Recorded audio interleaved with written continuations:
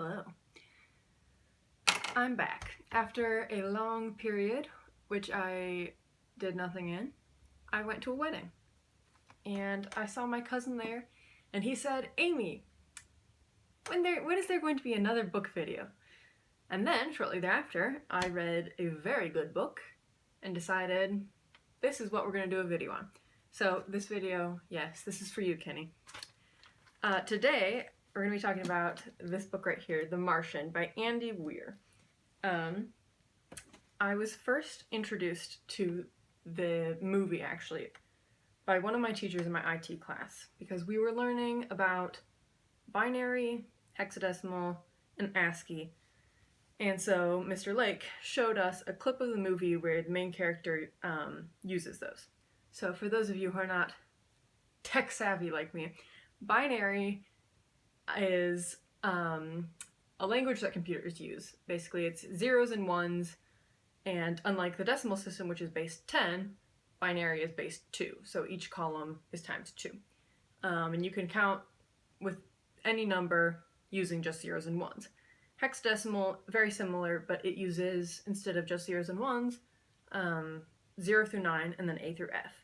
And now ASCII, which is the important one, is kind of a code where you can use either a hexadecimal or a decimal number, and then you can translate it to an ASCII symbol. So, for example, 65 in decimal is a capital A in ASCII, or 97 in decimal is lowercase a in ASCII.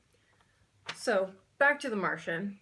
The book went on my mental TBR list, not as like a huge priority, but just something I wanted to read. And then I was at the library perusing the shelves as one does, and I saw it and I thought, all right, let's get it out. Let's see how it is. I read this book in about 5 hours. It was so good. I could not put it down. It was entertaining. It was fascinating. Like, there was a lot of very real scientific things. I was like, wow, this is so interesting. I would have never learned this otherwise. And very gripping. So the book goes between a couple POVs. The first is a first-person narration of Mark Watney, and it's his logs that he's writing down while he's on Mars. Mark Watney is the main character, by the way. And the second POV is third-person narration of NASA and all the people there. So, this is how the summary starts. 6 days ago, astronaut Mark Watney became one of the first people to walk on Mars. Now, he's sure he'll be the first person to die there. Dun dun dun! Within the first 2 pages, Watney gets impaled, so that's fun. He doesn't die, don't worry. But there is a huge sandstorm on Mars, and he's blown out of reach of his team, and the situation is basically so dangerous for the rest of the team that they're forced to abort the mission and get off Mars. So after that, we come back to Watney, who patches up his suit and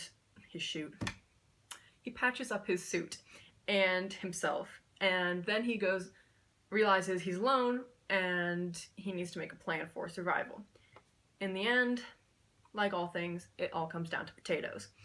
So NASA sent 12 potatoes with them because it was going to be Thanksgiving when they were on Mars, and NASA thought, yeah, they should make potatoes together. So Watney, who is a botanist and mechanical engineer, decides to plant the potatoes. He makes a compost pile using soil that he brought from Earth and then human waste, and mixes it with Martian soil so that the bacteria will mix in and this previously useless Martian soil becomes like really fertile. The potatoes start growing. Meanwhile, we go back to NASA and we realize that Mark Watney is in fact not dead. So they are looking at satellite pictures because they were hoping to find his body, but instead they don't find his body, and they see a lot of things that have been moved around. And through this they realize, oh, he's alive. We left an astronaut on Mars. Eventually they are able to establish communication with Watney using the abandoned rover Pathfinder. Now, Chekhov's law. We introduced ASCII earlier, and it is relevant. So Mark Watney actually sets up signs with his limited paper supplies with A through F and then 0 through 9 on them in a circle around the camera of Pathfinder. And then NASA sets Pathfinder up on their end to mimic the camera movements and are able to send messages to Mark. There are a lot of trials he has to face before getting back to Earth, but I'm not going to go into those because it would take too long, and also spoilers. You just have to read the book for yourself.